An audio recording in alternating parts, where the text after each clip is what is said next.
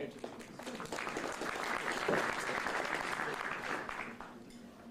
next contribution is from Engelhard Corporation, DB Looms, Crest Incorporated. The presentation is given by Murrell, and it's entitled Highly Active Carbon Monoxide Oxidation Catalysis, Platinum Bulk Ceria, and Microdomains of Ceria within a host. Oh, thanks.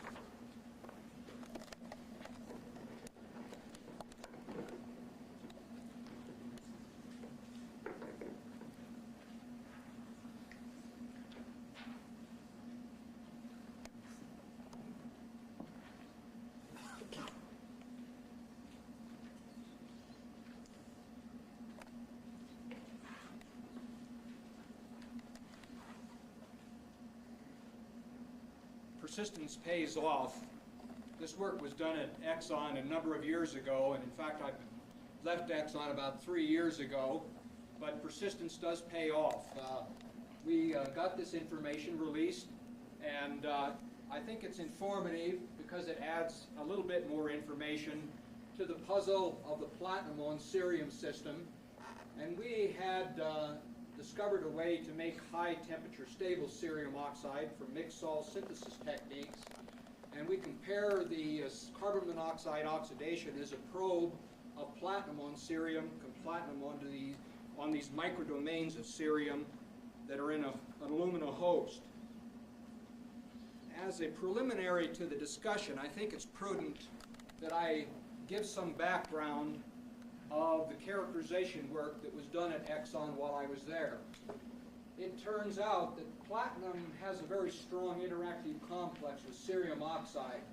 If you have 130 meters squared per gram ceria, then you will find that 5% of the platinum is dispersed as a strongly interacting complex, which is definitely a platinum 2 complex. And this surface complex in fact is observable by Raman spectroscopy, and the density of sites on the surface is well defined as being about 2.2 micromoles per meter squared. Now what is true is that if you have bulk cerium oxide and heat that system to 700, 800, 900 degrees centigrade, the cerium oxide surface slides down dramatically. However, it only slides down to about 10 meters squared per gram. The platinum clusters that are still on the surface are still present at the same density, 2.4 micromoles of platinum per meter squared per gram. Now 10 meters squared per gram doesn't sound like a lot of surface area, but that stabilizes, in fact, 0.78% platinum. The platinum that isn't bonded to the cerium surface is expelled and forms 300 to 400 angstroms diameter platinum particles.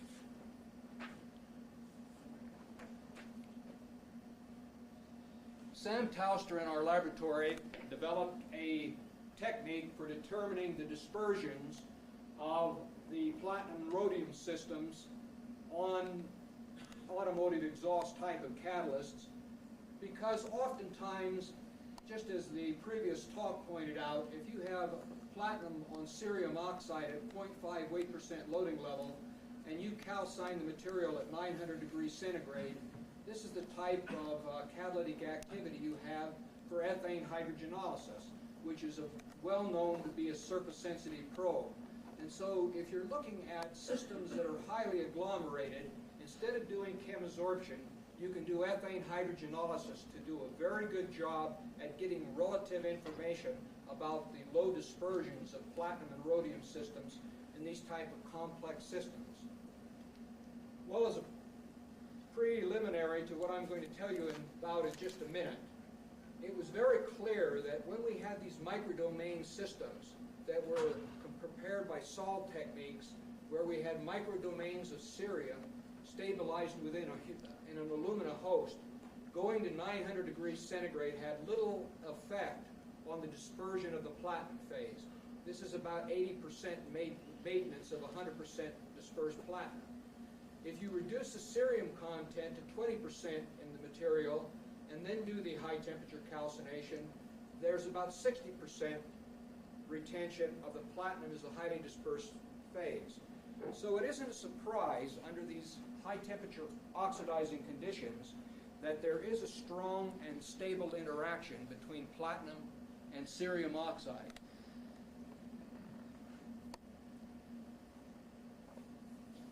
The outline of the presentation today is that the preparation method will be described, and then we'll go in simply to the CO oxidation as a probe of the platinum-cerium synergism. We'll look at the impact of cerium surface area to see if it's important, see if there's an impact of cerium microdome vein structures, and we'll see that there's a very decided impact of having chlorine bonded to the cerium surface, which has a dramatic impact on the catalytic activity.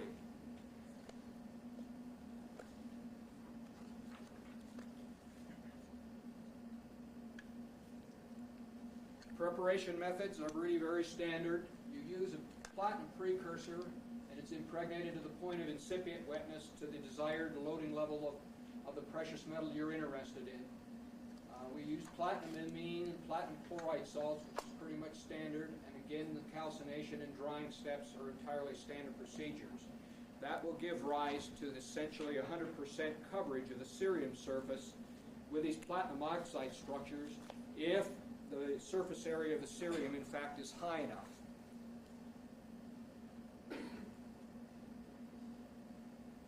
This is the view graph that I'm going to spend the most time on, going through the details of the catalytic activity, basically the light-off activity of CO on cerium oxide, and one observes essentially around activity at around 30 degrees centigrade. This is for a 1% CO, 1% oxygen mixture, about 10,000 V per V space velocity. One can see one is getting very high catalytic activity. Now, the catalytic activity after the system is calcined as a function of temperature is shown here, and at 900 degrees centigrade, the catalytic activity has only shown a modest increase to around 50 or 60 degrees centigrade. This is, of course, completely consistent with the information from the ethane hydrogenolysis that the platinum on the interacting cerium phase is staying highly dispersed. Well, under those high temperature conditions, it's very clear that the cerium does in fact sinter to around 10 meters squared per gram. In fact, it sinters to about that same density of that 2.4 micromoles per meter squared that you have for a higher surface area cerium material at higher metal loading levels. You go down to basically this monolayer coverage, and that level of platinum is very strongly bound to the cerium. You get mutual stabilization. The cerium stabilizes the platinum +2, and the platinum +2 complex on the cerium is important in stabilizing the cerium oxide. If you do not have the platinum on the surface, then the cerium surface area will literally slide to less than 1 meter squared per gram. What's the impact of lowering the cerium surface area in the beginning? Well, we calcined a sample at around 800 degrees centigrade that gives you a decrease of the cerium surface area, well, 130 down to 10 meters squared per gram. And it'll continue to slide if there's no precious metal on the surface. So we impregnated the platinum onto that cerium of about 10 meters squared per gram, and there indeed is a debit that you can pick up with the CO light-off activity. You shift to about 100 degrees centigrade, going to 900 degrees centigrade, where the cerium surface area is not undergoing change from the 10 meters squared per gram value, you see exactly the same activity. One of the interesting observations that we made that is intriguing is the fact that cerium is very sensitive to be poisoned by chlorine. If you make the material from chloropatinic acid, then you see the activity shown here. So you get a shift of nearly 300 degrees centigrade in the light-off activity, just simply having chlorine on the surface. Now, people in the audience are probably thinking, well, the chlorine is maybe bonded to the platinum surface in this particular interactive support system. Absolutely not the case. This platinum system made from the chloride has essentially the ethane hydrogenolysis activity of 100% dispersed platinum on aluminum. Same for this sample at this temperature or this temperature. There was no evidence whatsoever that there was any chlorine platinum synergism that was responsible for this low activity. If you take this system and go to increasing temperatures, then the activity increases as if there was no chloride on the surface of the Ceria. And that indeed was proven to be the case, that between 700 and 900 degrees centigrade, you essentially get quantitative removal from the surface of the Ceria. And that is the reason for the increase in the low temperature catalytic activity.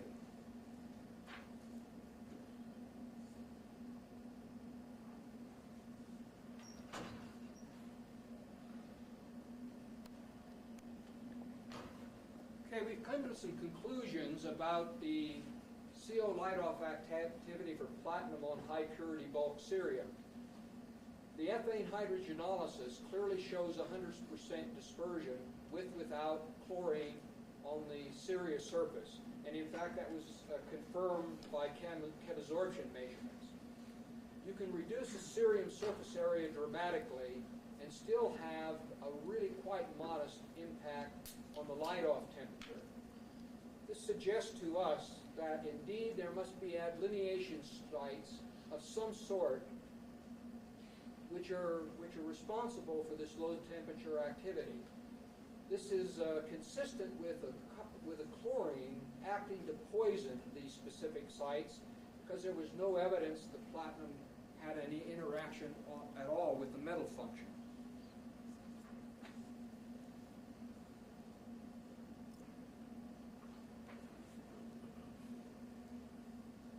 And just to re-emphasize the point that the chlorine shifted the CO light-off temperature 300 degrees centigrade. Calcination temperatures restored this activity if the temperature was sufficient to remove the chlorine from the cerium surface.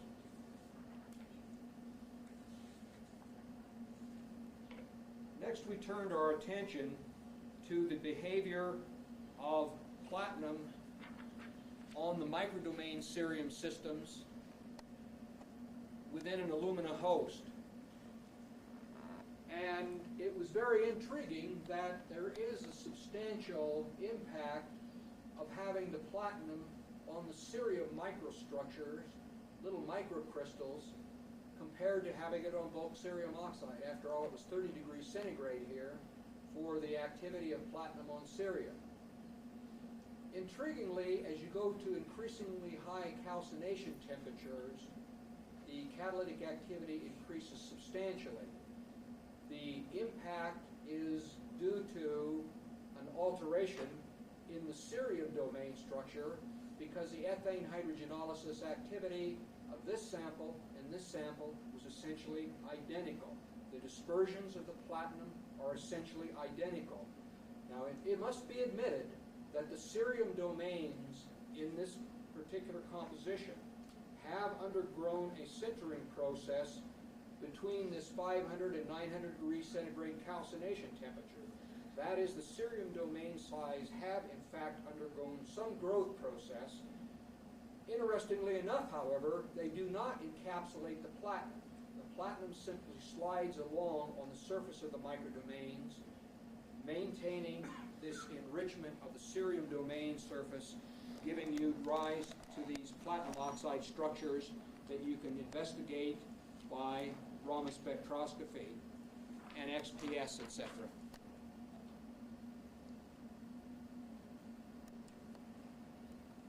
Well, we thought that there might be an impact of precalcination of the cerium aluminum composition, because Raman spectroscopy showed that for the system calcined at 500 degrees centigrade, the principal peak for the cerium oxide was reduced by about 3 orders of magnitude in intensity, indicating probably that there's disorder within the cerium microdomains, which were on the order of 10 nanometers by about 15 nanometers. 10 by 15 nanometers. They look like little rice grain structures. So we calcined the sample at 900 degrees centigrade, and you can see there is directional improvement. However, the restoration of the principal peak of bulk cerium oxide in the ramen, which occurred for this 900 degrees centigrade calcination, did not restore the CO oxidation performance. So it isn't just disorder in the structure, it's a fundamental difference in the surface of the cerium microdomains compared to the bulk cerium crystals. Going to high temperature conditions leads to materials of similar activity, and finally going even to 1100 degrees centigrade, a virtual indistinguishing of the two materials that have the microdomain systems in the structure.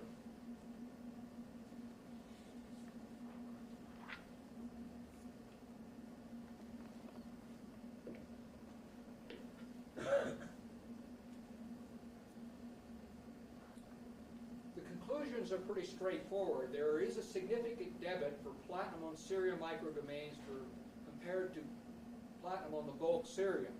Ethane hydrogenolysis of probe reaction does not give rise to any differences between these two materials that are distinguishable. So the CO oxidation activity, the light-off activity, is some way sensing that platinum cerium synergism that is responsible for this low temperature activity. Raman spectroscopy showed that platinum in all of the samples showed that the presence of the platinum oxygen surface species, and this frequency in the Raman was frequency invariant. That would suggest that there's not interactions between a metal oxide cluster on the surface. We believe that these are truly isolated centers on the cerium surface and strongly interacting with surface redox sites where you get platinum oxygen and cerium reduction. So there doesn't seem to be any way that there could be very much difference between the platinum structures, albeit it must be admitted that when you undergo through the low temperature regime with CO and oxygen, that it's probably unambiguous that the platinum component is undergoing reduction. And it might be that the small clusters that are formed are subtly different on the bulk cerium compared to the microdomain cerium. So it can't be ruled out that the metal clusters that are formed at this low temperature condition between the two systems are different. When you go to the high temperature calcination, you see about 100 degrees debit is maintained compared to bulk cerium for the microdomain systems. So even though there's been some growth in these microcrystals, you can still sense the subtle differences in the performance compared to the bulk cerium. We would make the case that this must be an delineation sites, or that the microdomains, which are on the order of nanometers in size, are in fact influenced by the acidic aluminum host.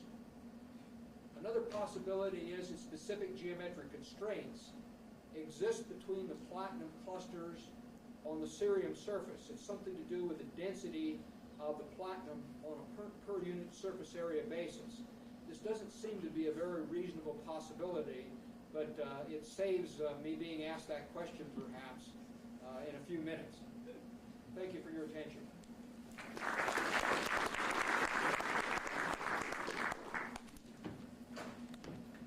We could gain lots of time for questions. I would like to start by asking a question. How are these alumina microdomain catalysts formulated? Is it possible, I presume you use a solid gel method? Yes, we talked very briefly this morning for the people that heard about that work. It was exclusively limited to an alumina sol of about 20 nanometers size, such that the alumina sol itself didn't undergo any aggregation processes. The cerium sol, that's the precursor of the cerium domains, could be chosen to be 1 nanometer in size or 20 nanometers in size, because when it's co-gelled in the mixture with the alumina host, the cerium domains, if they're from a small size cerium salt precursor sinter, it appears that you end up from a high temperatures treatment of the systems, regardless of the cerium sol size, virtually at the same size of the cerium domains. The cerium domains look like these rice grain structures, and you get the same structure, in fact, from the 1 nanometer sol at high cerium alumina composition, such as at 50% cerium, 50% alumina composition. So it was strictly using commercially available cerium and alumina sols to do the preparation of the mixed oxide systems. One way of visualizing this, in fact, is that the reason you can get these high domains that have high availability of the cerium surface area, people that aren't familiar with this area, that the primary particles of alumina that are in the structure are simply substituted by cerium particles that are about the same size. So it's very simple to envision what's going on here. You have aluminum particles that are, say, black marbles, and the cerium just replaces them if they're white marbles. The cerium become part of the integral structure and become a substitute for the aluminum primary particle in the structure. That's the primary reason why the domains don't center when you go to high temperature conditions. Well, I guess your explanation then excludes the possibility that you're sort of entrapping the Ceria particles and not allowing contact between the CO reactant and the cerium. We think that's a very remote possibility because of the work that we've done with the ethane hydrogenolysis probe reaction. There doesn't seem to be a lack of access to the cerium surface area at all. Okay. Well, I have a question about what you mentioned just now. The applicability of the ethane hydrogenolysis reaction for measuring the relative dispersion. You yourself mentioned and maintained that what you observe in those microdomains of Ceria is the dispersion of platinum oxide or divalent oxidation state. I would have thought that it's the metallic particles of noble metals that do the hydrogenolysis. Indeed, there wasn't a sleight of hand there. I just accepted the fact that people would realize that before we did the ethane hydrogenolysis, Mordecai, we reduced the sample at 400 degrees centigrade. And we corroborated, in fact, in these intermediate surface area ranges, the platinum dispersion both by chemabsorption and ethane hydrogenolysis. The ethane hydrogenolysis was just useful for systems that were highly sintered. Hi, my name is Victor Wong from SRI. My question is, what kind of concentration CO and oxygen did you use in the test? The test conditions had an excess of 50% oxygen. In other words, it was 1% carbon monoxide, 1% oxygen, so that the effluent stream would contain 0.5% oxygen.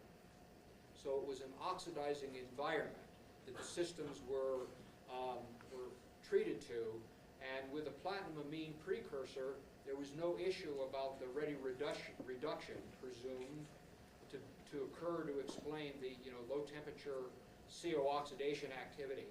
I might add actually that we did temperature program reduction of these type of systems, and it was unambiguous that in these systems not only did the metal reduce between 20 and 70 degrees centigrade, but that temperature program reduction was successful in reducing the cerium completely from +4 to +3.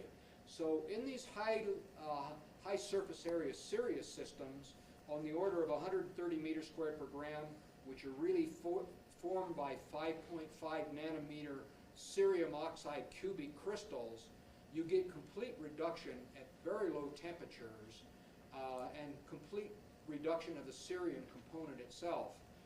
If you have the microdomain cerium systems, you also have this same phenomenon of low temperature redox chemistry.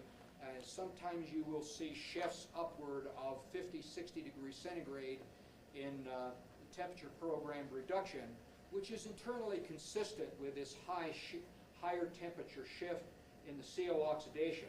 Of course, it doesn't explain the 300 degrees centigrade difference in activities between the samples calcined at 500 degrees centigrade. That has to be a property of the vicinity of the platinum clusters on the cerium surface. Cal Bartholomew, BYU. Larry, I wondered about, and I thought in your abstract you said something about OH groups. Do you think that OH groups are necessary for CO oxidation activity? And can I imply that would be something unique about these interfacial sites? My answer to that, and I'll have to reread my abstract, but my answer to that is it seems unlikely that the hydroxyl group density is involved, because we've gone to these high temperature 900, 1100 degrees centigrade calcination temperatures, and you can come right down and do the CO light off and see this relatively low temperature activity in the case of both the bulk cerium and the microdomain cerium systems.